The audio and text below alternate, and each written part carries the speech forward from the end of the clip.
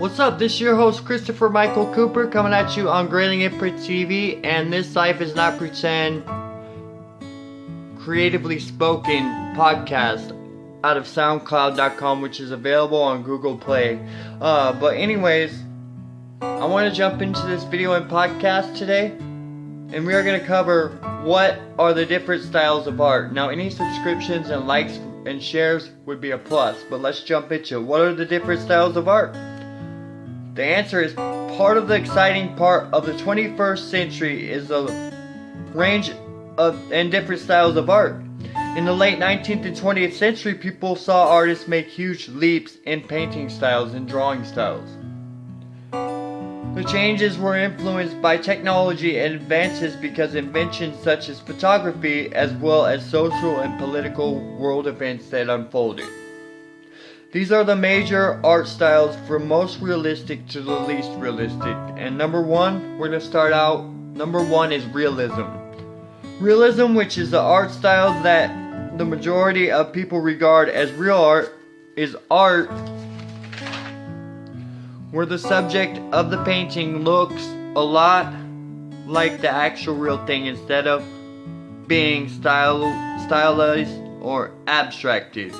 When realism art is examined close up, it appears to be solid color and has a series of brush strokes with many colors and hues. Realism is the dominant style of painting since the medieval days. Artists use perspective to make the art have the illusion of space and depth. The composition of the lighting makes art look realistic. The Mona Lisa by Leonardo da Vinci is an example of realism art. It's a great painting. The next style of art is painterly art. The painterly style of art, when it appeared in the Industrial Revolution in Europe during the first half of the 19th century, because of the metal paint tube invention, allowed artists to leave the studio and painters started to focus on painting itself.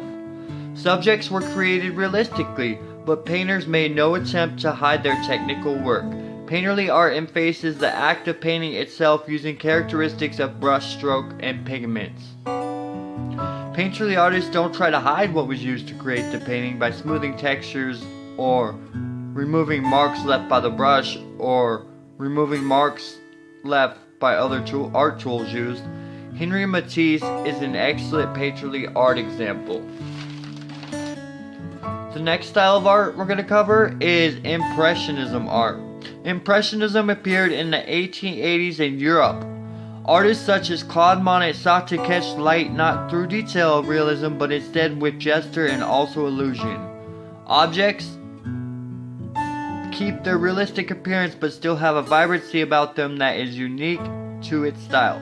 Most critics hated and ridiculed Impressionism because back then it was regarded as unfinished art and a rough painting style in itself. And people now love Impressionism art this day and age. The next style of art that I'm going to cover is Expressionism and Fauvism. Expressionism and Fauvism are both similar styles that began in the 20th century in galleries and art studios. They are both characterized using bold colors that were chosen to not depict life as it appears to be to an artist. Both styles differ in some ways. There were expressionists like Edvard Munch, which sought to convey the horror of the everyday life, often using hyper-stylized brushwork and horrific images in his artwork. Fauvists, despite their novel use of color, sought to create compositions that depicted life in its exotic nature. Now the next style of art we're going to cover is abstraction art. In the beginning decades of the 20th century, as it unfolded in Europe and America, art grew less and less realistic. Abstraction is all about painting the essence of a subject and how the artist interprets it instead of the visible details. Artists may reduce the subject to its dominant colors, shapes, or patterns the way Pablo Picasso did with his famous mural of the Three Musicians. This is another great piece of art. All the sharp lines and angles of the performers don't look real, but there is no doubt who they are. Or artists may remove the subject within its context or enlarge its size with abstraction art. The next style of art that we're going to cover is abstract art. Abstract work, like most of the abstract expressionist movement in the 1950s, don't try to look realistic. It's the ultimate rejection of realism and the embrace of the subject. The subject of abstract art is the colors used and the textures in the artwork, also the materials artists have used to create it. The next style of art that I'm going to mention is photorealism art.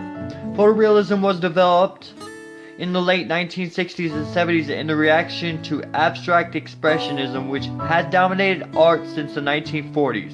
Photorealism is a style that more often seems more real than actual reality. Where no detail is left out and no flaw is too insignificant. Artists, well, at least some, copy photos by projecting them on a canvas to properly and accurately capture precise details. Other artists do this freehand or use the grid system to enlarge a print or photo. Chuck Close is one of the best known photorealistic artists out there. So I would research this and some of these artists on Google, and it may help you out. Do a research project and study the artists I mentioned in this video, and it will definitely help you learn more about the different art styles and the history behind it. I hope this video and this podcast provided you value, and I hope that you stick around for more of my videos and podcasts. Until next time, I'm Certified Graphic Design Specialist Christopher Michael Cooper, coming at you on Grayling Imprint TV, and also This Life Is Not Pretend Creatively Spoken podcast. I am CEO of This Life Is Not Pretend Grayling Design. This Life Is Not Pretend GraylingDesign.com. Peace.